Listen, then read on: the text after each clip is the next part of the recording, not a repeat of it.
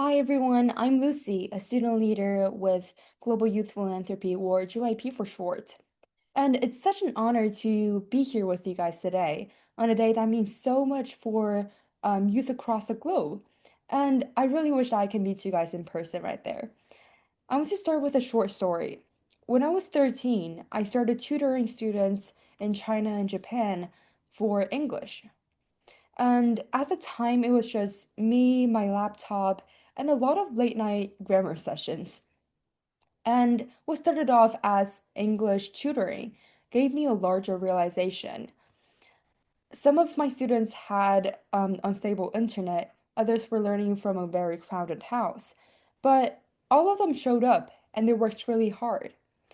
And that's what very deeply motivated me and moved me.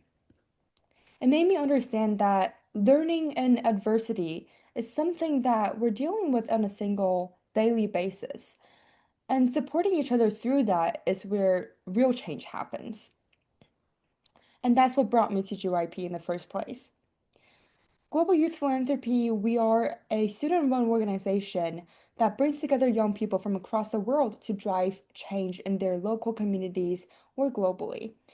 And our Boston, US chapter started off pretty small, but now we've expanded to a global network of students who believe in the power of youth humanitarian work and youth leadership.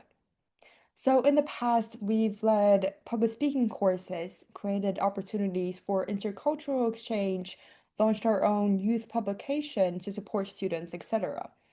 And earlier this year, GYP took part in the Humanitarian Networks and Partnership Week in Geneva, and that's where we met George, who inspired us to think even bigger about how student-led philanthropy can shape global education. Because the truth is, um, youth belong in humanitarian spaces. We see things differently, we bring in different perspectives, and we care the most. So, what exactly is humanitarian work and philanthropy?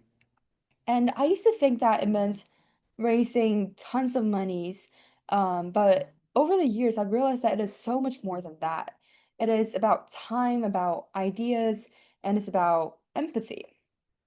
And this is why I participated in multiple initiatives through the GYP organization. I started off as a student mentor in public speaking, in English, and in debate skills. And then along the way, we hosted intercultural forums with students from Japan, Pakistan, Iran, Canada, to share their culture and perspective. And last year, we started our own publication called The Mosaic to highlight the amazing work and experiences of youth leaders from across the world. And recently, we launched GYP chapters in different countries to drive their own initiatives in their local communities, whether it's recycling or inviting speakers over, or it's doing humanitarian research altogether. In emergencies, it can feel very easily powerless, but philanthropy gives us something that gives us hope. It reminds us that being young isn't a weakness, it's actually one of our biggest strengths that no one else has. It means that we're creative and we're willing to try things that others can't, where others don't. And I want to talk with you today about one specific barrier, which is gender inequality. At a lot of the school clubs that I'm involved in, I often find myself one of the few girls among a very large group of boys. And at first, it was super intimidating, and I felt super out of place. Because girls, we're dismissed as followers, not leaders. And the term glass ceiling refers to how girls and women are prevented from advancing to top leadership positions in organizations, even though they have the same qualifications and same achievements. But at GYP, we make sure that girls aren't just seen, but they also lead. One of the few things I'm really proud of that we do is the initiative called Girls for Change.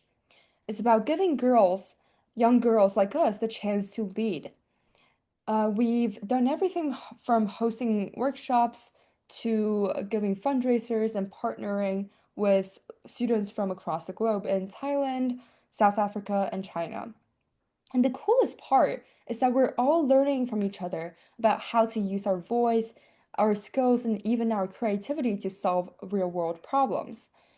So, to end off, here's a message to every single young person listening right now.